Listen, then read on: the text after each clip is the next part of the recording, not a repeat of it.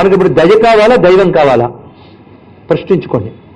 దయ కావాలా దైవం కావాలా? అబ్బా వెలుగు కావాలా దీపం కావాలా అంటే మీరు ఏం చెప్తారు చెప్పండి. ఇక్కడ వెలుగే కావాలి కానీ దీపం లేని వెలుగు లేదు. మనందరికి కరుణ కావాలి కానీ అచలం లేనిది కరుణ లేదు. కనుక రెండింటినీ విడిగా కాకుండా కలిపి పట్టుకుంటే శివశక్తి ఐక్య రూపం ఉన్నారు ఇక్కడ.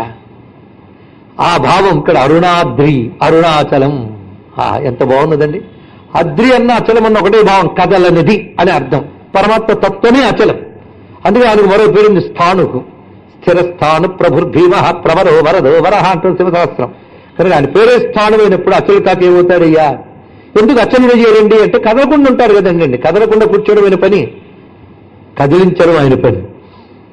ఆయనంత కదలుకున్నవాడు ఎవడూ లేడు తెలుసా.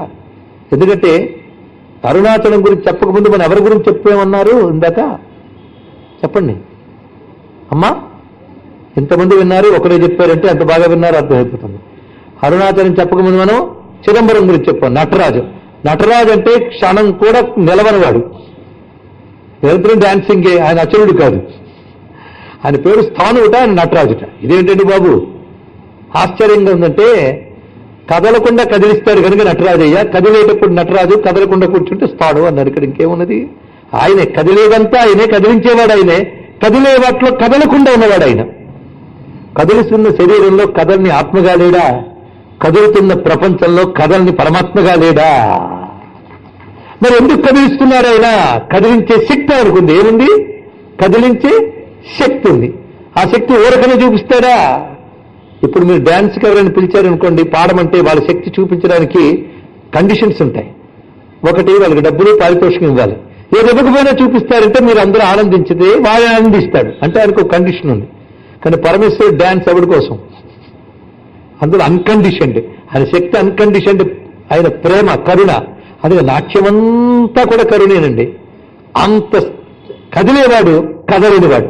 అంటే చిదంబర రహస్యం అంతా కదిలేవాడు, అచలం అంతా కదలేనిది. అంటే అప్పుడు కదిలేవాడు గురించి చెప్పుకున్నాం, ఇప్పుడు కదలేనివాడు గురించి చెప్పుకుంటున్నాం. రెండే ఆయనే అని చెప్పుకుంటున్నాం. ఇక్కడ మొత్తానికి తేలిందంతా ఆయన లేకపోతే ఏదీ కదలలేదు. కదులుతోందంటే నేను ఉన్నానని అర్థం. ఇది కదిలిందంటే ఆయన ఉన్నానని అర్థం. ఒక లేచి నేను ఉన్నానంటే ఆయన ఉన్నానని అర్థం. లేవకుండా లేపినా లేవకుండా అంటే శివం పోయిందని అర్థం. కనుక కదిలేదంటే నేను ఉన్నానని అర్థం. కానీ ఆయన కదలడు. కానీ ఆయన లేనిది కదలిక కనబడదు. కానీ కదలికలన్నీ ఆయన ఉన్నాడని తెలియజేస్తున్నాయి. ఇది ఆలోచించండి ఇక్కడ. కానీ కదలికనిచ్చే శక్తి కారుణ్యమే, మరొకటి ఏమున్నది? అందుకే కదిలించేవాడైనా కదలనివాడు ఆయనే.